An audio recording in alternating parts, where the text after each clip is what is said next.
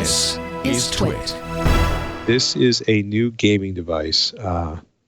So Panic has announced Playdate, and it's tiny, and it has a crank, and it has 12 bundled games that are going to be time released, one per week. And it's going to release in 2020. It's going to sell for $149. The creators of Katamari are on board to make a game. Bennett Foddy, who did QWOP, The Last Rockets designer, several other really cool people. Quote, "The games will remain a surprise until magically delivered to your device. Once the game unlocks, it'll be available to play forever, and Panic says it'll consider adding additional seasons depending on how sales of the device go. So instead of having cartridges or making you purchase things online, it actually they give you 12 games, one per week. So pre-orders are going to start later this year. Not sure which countries it's going to be available in, but it's Wi-Fi. It's got Bluetooth, USB-C, a headphone jack, and the screen is actually black and white. And the crank doesn't charge it. It's a quote unique control option. Or as Panic says, think of the crank like an analog stick, but one you can turn endlessly.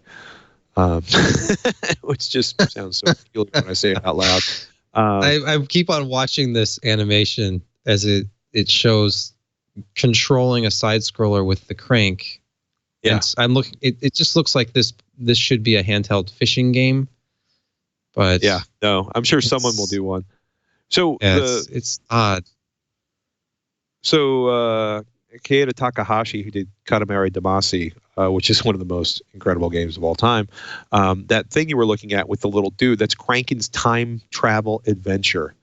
Quote, "This game uses the crank exclusively to control the flow of time backwards and forwards. Your goal, get Crankin to his date with Crankette while avoiding an ever-increasing series of ridiculous obstacles that aren't affected by the time control. Will Crankin make it to his rendezvous on time?"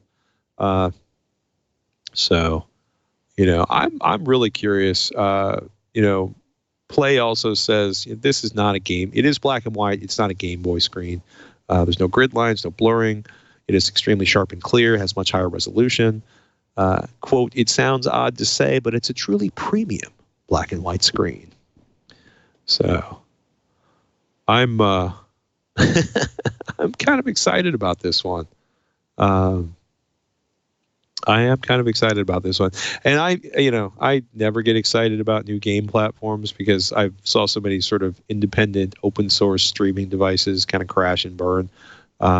But if nothing else, this will be a relatively inexpensive gaming device that has, hopefully 12 games released for it, the first season of games.